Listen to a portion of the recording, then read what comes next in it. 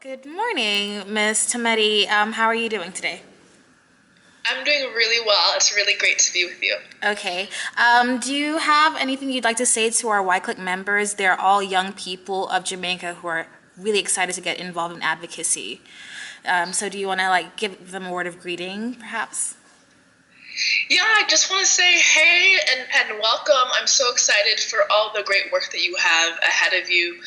It's really important that young people rise up all across the globe, and I'm just really inspired by the way that technology is allowing us to connect no matter where we are in the world. I think it's really, really important that all of our communities come together and really amplify our respective struggles and join and unite together so that we can all have a life of dignity and make sure that all of our human rights are maintained and uplifted. So just really encouraged and inspired by all of you who are taking the time out of your day to participate in this kind of an event. Great. So as it regards Black Lives Matter, can we go back to the beginning and just really, I'd like to hear what was your inner monologue when you heard Alicia Garza and Patrice Coors when they started talking about this idea and the idea that this movement needed to happen. What was it that got you involved? Yeah, so that's a really great question. You know what? When I first heard the hashtag and read the hashtag and heard a little bit more from Alicia about what Black Lives Matter um, really meant and really how it was inspired, for me, it came at a time where I was looking to support and develop an initiative that would actually affirm the life of our people. I'm not sure if you all know the story of Trayvon Martin, a young black man, a young black boy, I shouldn't even say man, teenager killed by George Zimmerman, a vigilante in Florida. And when he was murdered, the murderer went on trial. George Zimmerman was on trial. And so we were all watching all across the country. We were watching this court trial. And essentially, he was acquitted. George Zimmerman was acquitted. And this was something that all of us across the country were bearing witness to. And we saw the way that the court case went, and everybody felt this really huge sense of injustice because essentially what the verdict meant was that our lives did not matter and that we could be killed with impunity by any Joe Blow on the street, and our life as a black person essentially didn't have any value. And so for me, I have two younger brothers, one of which was 14 years old at the time. And being his older sister and being, also like an auntie to many of like my god kids and people in my community, it was just a moment for me where I knew that their generation and even my generation as a millennial, we were going to be marked by this case that somebody like Trayvon Martin could be murdered, and our entire generation was going to know about this injustice, and this story was going to be almost like a mark on us. And so and our entire society was bearing witness to this thing, and so we were all traumatized. And for me, I essentially was like, yo, I want to be part of a project. I want to develop something that will say once and for all, unequivocally, that our lives mattered and that this can never, ever happen again, and that it's not going to go down without a fight, right? We're going to fight for our dignity. We're going to fight for our rights. We're going to fight for our lives to be valued, and that we're worthy of that. We're worthy of that without apology. And because I'm a community organizer anyway, I do immigrant rights organizing with Black immigrant communities and African American communities. I work with Caribbean folk, African immigrants, Afro-Latinos. I work with all sorts of Black people from diaspora here. So I was already involved in social justice, activism and human rights organizing for over a decade. So my mind's already been on this. And then I'm also a communication strategist. I have a lot of background in helping, Black artists and African artists specifically, and nonprofits and businesses do social media campaigns and get their message out, message with a purpose out. And so when I, of course, heard about the George Zimmerman verdict, I was looking for something to really establish an alternative narrative about our dignity and about our destiny as Black people. I wanted to remind us of our legacy as freedom fighters. We have so many people across the globe who've been fighting for Black liberation for, ever since we were kidnapped from the continent and enslaved. And so I really wanted to remind us of our own agency and our ability to change the narrative. And so when I heard Black Lives Matter, it resonated with me very deeply because it was like almost like an umbrella term and an umbrella phrase where I can bring in my experience as a Nigerian American to be able to say, well, let's complicate our notions of Blackness and who's impacted by violence, and let's expand the narrative about if it's police brutality or vigilante violence, because this is only one aspect of violence that we're experiencing. We're actually experiencing violence at the hands of the state all across the board. And it's not just when you hear of a killing in the news that's the only kind of trauma that the Black community in the U.S. is experiencing. There is rampant poverty. There is people who are without homes. There are, our education system is so flawed. Our immigration system is racist. There's just so much that's impacting us. And so for me, the phrase Black Lives Matter allowed me to articulate the scope of my critique, of my concern, of my values also, because not only is it an affirmation to our people, but it's also a demand to the broader society and to our government to ensure that our lives would matter. And so, that's a little bit about like what was kind of going through my head, why I really, on a personal level, wanted to get involved. My family, we've experienced all sorts of different types of racialized violence and discrimination. And so it was really important for me to have something that was, really plain speak, very accessible. And because of my background in communications, I quickly, approached Alicia and just said, hey, I think we should just move this beyond, our internal kind of communications Facebook thread, but let's offer this to the broader community to engage and invite them to also share what they're doing to ensure that Black Lives Matter. And let's connect more broadly with folks who aren't even within our own little friend circle and so on, because I know without a doubt that the broader community was witnessing this, and that people of conscience are everywhere. And they're not only Black people who are concerned about this. There's a multiracial movement that's growing for Black lives, and it's incredibly inspiring to see that so many people are rising up. But it was really important that we use the communications to go wider, right, and invite more people to participate in shifting the narrative to ensure that Black lives would matter. That's awesome. Okay, that's great. Kind of blends into what you were saying before, because I think this is one of the more interesting points to touch on. So I read an article on The Nation that you did, basically saying that it was a concerted effort, and then you reiterated it just now, that it was a concerted effort to make it not simply focused on police brutality. Black Lives Matter was made to be general enough to encompass the overreaching idea that you guys have to try to hammer into people's heads, is that even though you see one thing, there's a whole plethora of things that are backing that action, and you see the tip, but there's an iceberg that's holding it up. So I want to know, when it comes to organization, how do you then tackle something that is multifaceted? Because, for example, in Jamaica, we have a whole socioeconomic dynamic that's really impacting people on every level.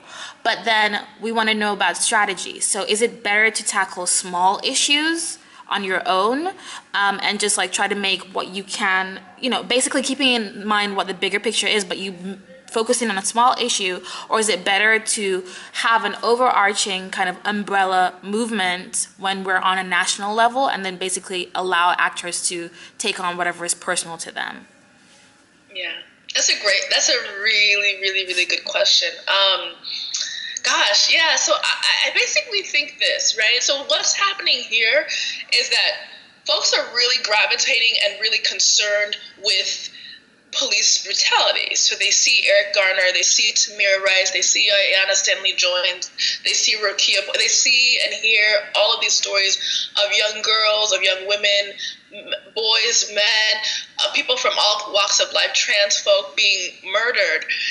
And so there's a tipping point where we've reached a tipping point, right, where folks were willing to mobilize in the streets of Ferguson to ensure that they heard the message of what was going on all across the world. And so we see the Black Lives Matter hashtag kind of reverberate and trend, but it was really because people were willing to risk, right? They were willing to put some skin in the game. They were willing to be in the streets, and they were met with state violence, right? So I don't know if you all saw it, but there were tanks out there. There was tear gas. People were being brutalized, and there was pepper spray, and all sorts of things were being used to suppress the dissent, the righteous dissent of Black people when, in response to the murder that they had witnessed, right? And so what we saw was like the entire country was rising up and standing alongside them and saying, hey, we hear you, we see you, and we're not going to let this go by either. And I think what that tells me is that you do have to kind of heed what people are gravitating towards, right? Folks are saying, you know what, enough is enough. This is not only the kind of everyday, slow, yet persistent and very visceral kind of oppression that we're experiencing, but this is like the quick, they kill you, there's impunity, everybody sees it, and it doesn't matter. Right. And so you have to almost like, you have to respond to that. Like it's so much so in your face, and it's so dehumanizing that I think folks, are responding in such a visceral way that we have to have a win. Like we have to have a win on this issue. Yeah. And we have to work for a world where this can never, ever happen again. And that's ultimately what justice looks like for us. However, we know that there are all these other ways in which the state is actually complicit in the devaluation of our lives and undermining our lives in other ways that actually causes us to have a shortened lifespan as Black people in the U.S. for a number of reasons. And so for us, it's actually really important that at the same time that when we're concerned with this kind of like this like the state of emergency, this crisis of brutality, we also want to be really honest that this isn't the only issue in our community. There are people who've been fighting for various issues, such as my organization, the Black Alliance for Just Immigration, fighting for the rights of Black immigrants to have, one, they've been criminalized and they are overrepresented in immigration detention and deportation. We're fighting against mass incarceration of all Black people. So these issues haven't and aren't going to go away because of us only if we were only to uplift police brutality, because this is one aspect of it, but there's all these other things that are impacting our lives. If folks can't get housing, or if folks are having a mental health crisis, if we're not addressing those types of issues, that also leads to other types of death, right? And also low quality of life. And so what we say is that we also have to uplift the other organizations and other sectors of the movement that are concerned with these things and really uplift their expertise, highlight it, look at how we expand our own framing of the issues of our day in order to make sure that all of us are uplifted. I believe very strongly that we need to have comprehensive and really honest dialogues and action about the issues of our day. We can't act like some of these things aren't happening. Like, we can't act like the queer community, the LGBT community isn't being targeted, or they aren't acutely impacted by some of this. We can't act like that's not happening. We have to be really sincere about that. And I think that's what's been the most heartening thing about the Black Lives Matter movement, is that we've said we have to name it. We have to actually name our race and race as a primary way that we experience the world.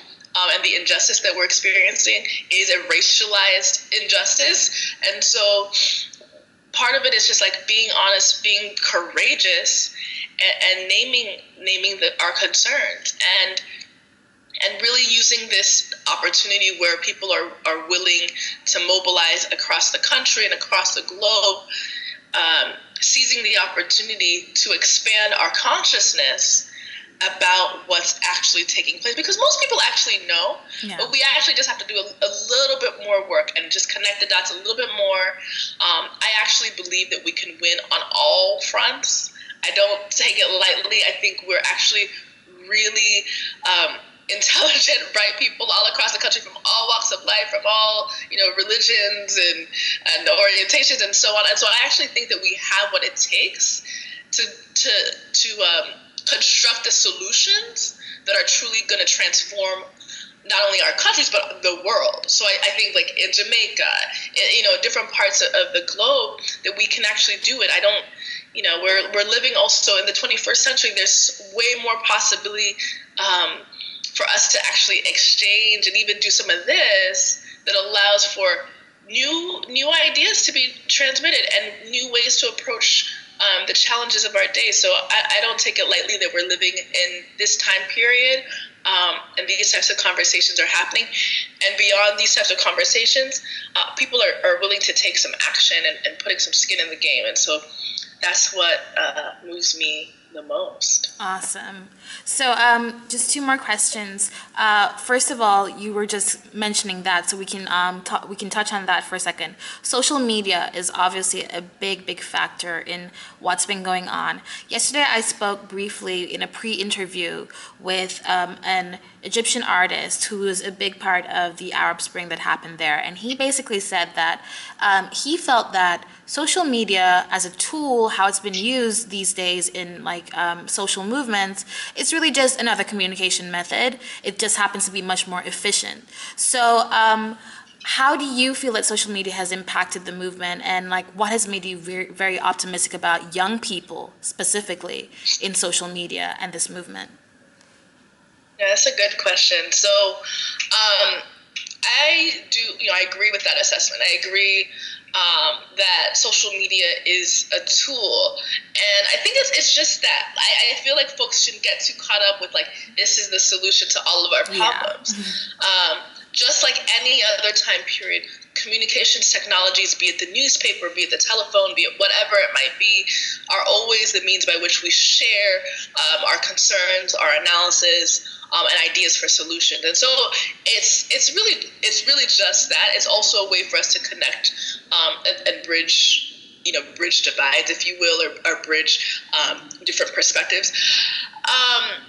But what is actually really unique about this time period and about social media is that the way that we actually use that, the way that Black people and marginalized communities are actually using these platforms to make sure that their voices are heard. So despite what the mainstream media wants to say about us, the lack of reporting, the lack of just the way they frame the issues that our communities are concerned with, there's just a lot of inherent racism, sexism, you name it, Islamophobia right now that we're seeing that rampant throughout the press. And so what social media offers is a platform for alternative views, alternative perspectives, alternative readings on the issues of our day. And so it's brilliant, because then we get to hear what our brothers and sisters and siblings across the globe have to say without any filter, without having to be vetted for a TV show or for some kind of news channel to get validation.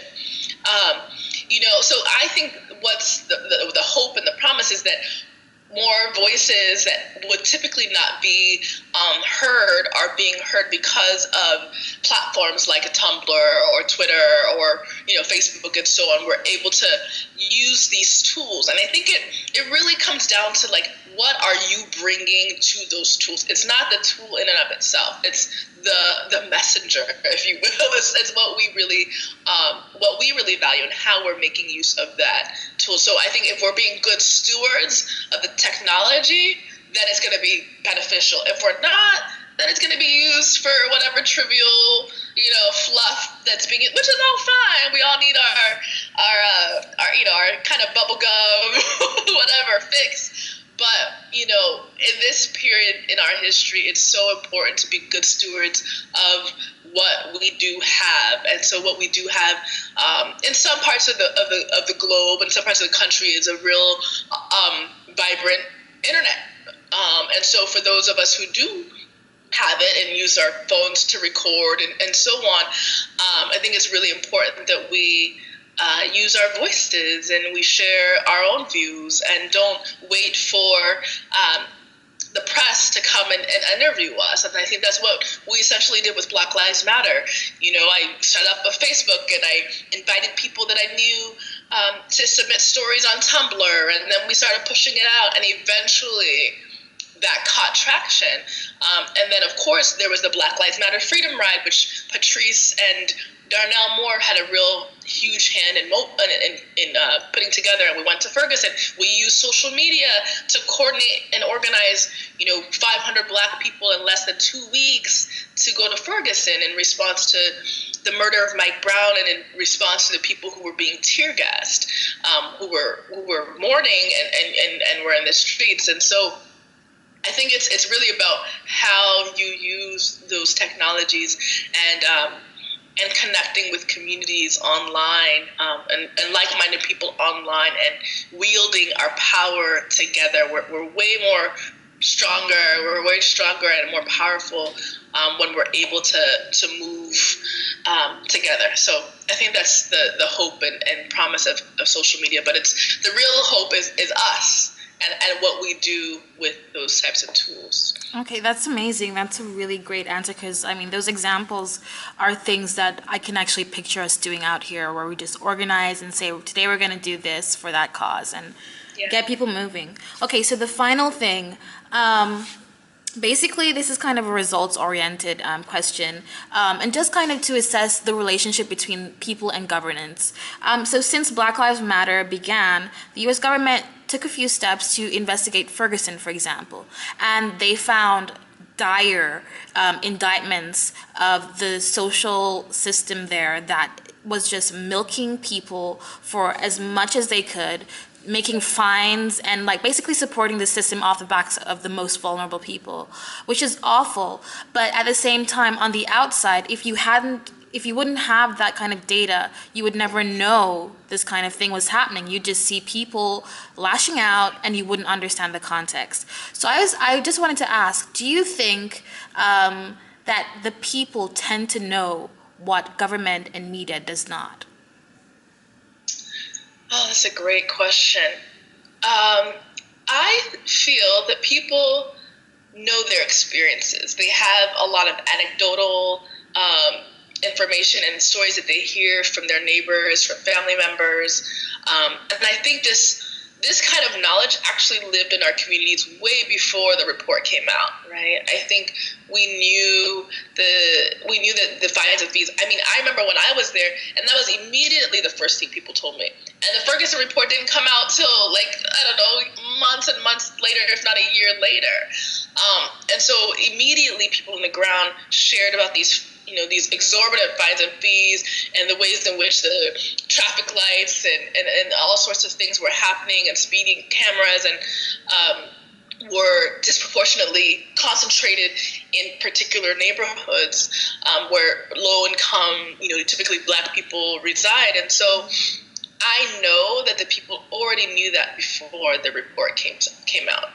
And so that tells me that the government is moving much slower than what the actual people need. and experience. I mean, the reality is like, so listen, so MXGM, the Malcolm X grassroots movement, reported a while ago, like years ago, that every 28 hours, an unarmed black person is murdered by the police, by vigilantes, or by a security guard. And this is, man, woman, girl, boy, like this is happening. And they reported this years ago. And they've been doing, from things from like Cop Watch to other types of community support programs, and a number of other community organizations have been doing this for years. And it's only just now that the mainstream press is catching on, that the government is trying to, report and provide some, modicum of solutions and suggestions like body cams and so on. But our communities have known about this for a long time, and we trace the incidents of brutality back, far, far, far beyond. I mean, the reality is that policing that we know of today began as slave patrols. So enslaved black people being watched, being surveyed, being captured again. And that's where the history of policing. And granted, it's come a long way in a different kind of way, but we still know we are racially profiled. We know that we experience all sorts of brutality. We are only 14% of the population, yet we make up almost half the incarcerated population. We know that we have all sorts of challenges with the education system and unemployment. And so, for us, we're like, we live this. We've experienced it. We know it every single day. And it's high time that our government does something about it. And so what we're doing is mobilizing more and more people and more of our allies within the country and outside to stand alongside with us to ensure that our lives at the end of the day actually matter, because this is something that we've known for a long time, sadly. And I'm really glad that you raised that question, because I think it's an important point, because for, I guess, the broader society and non-Black segment of our society, this seems new.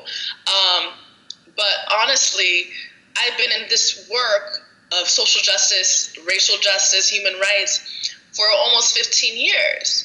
And that's because of my own childhood and my own upbringing. And I knew it was palpable in my own life, the way in which my dad was being profiled, the way in which people followed me around stores, the ways in which, vigilantes approached my brothers and threatened them with guns, And so I've experienced and witnessed this. And so it makes me...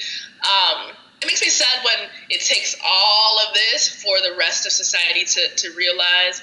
But if that's what it takes, we have to just make sure that we continue staying in the streets. We continue with the courageous, nonviolent civil disobedience that we've been doing. And we continue to share our stories in order to transform our world. Awesome. Okay, so just to close, I'd love for you to just give us some words of how you think we can get started in Jamaica in just getting youth motivated to get involved in combating all the issues that we might face. Yeah. So I'm so excited, and I'm down to help and support in any way possible. I'm really committed to the global Black family, and I see you all as being obviously integral to that. And I work with a lot of Jamaicans here in the U.S. and in New York specifically, and so I really have a lot of love for the Jamaican community. But one of the ways that I think that y'all can just get started, and I'm sure there's already things underway, but I think it's to first really build that community. I think folks oftentimes are in their silos, concerned about issues, and think that they're by themselves with these these passions or concerns. And I think the first step is actually to build out a community of resilience and resistance. And I think that is really, really powerful. I think when it can start off small, I think even with Black Lives Matter, there were 3 of us who were kind of putting things together in the beginning, and now it's like a chapter, 30 chapters across the country, and all sorts of people who are using the hashtag and who are part of a larger movement. But I think that we shouldn't despise the days where things are maybe so small and it's only a few of us, because really that's how most things happen. That's how most change happens. It's with a small, grouping of people who are thoughtful, who are intentional, and who are committed to real life action. So maybe they're using online tools, but they're committed to offline, real person action and transforming their community. So I think that's the first thing.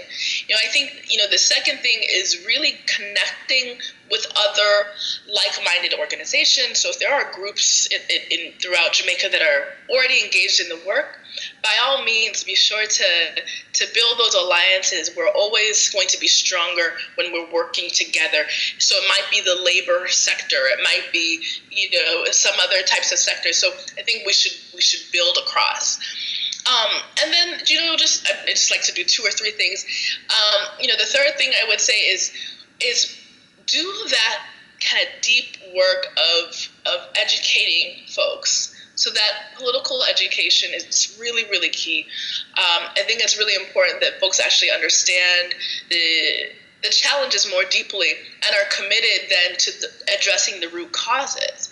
Oftentimes we're dealing with the Band-Aid wound or the surface level issue, but I really am encouraged when I see people dig a little bit deeper and get to the heart of the issue and not be scared of going there. And I think these days we can't afford to keep it surface level.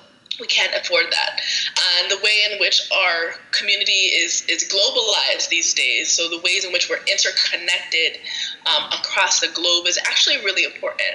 We have to understand the ways in which the U.S. government is impacting folks in Jamaica and their lives. And we have to understand the ways in which our foreign trade policy, our economic policies, institutions like the International Monetary Fund and the World Bank, all of which who are undermining the ability of everyday people to survive. And so I think we have to actually go there. It's not easy, it's not simple, but I think we have to do that work of educating ourselves so that we can actually fashion the types of solutions that we need.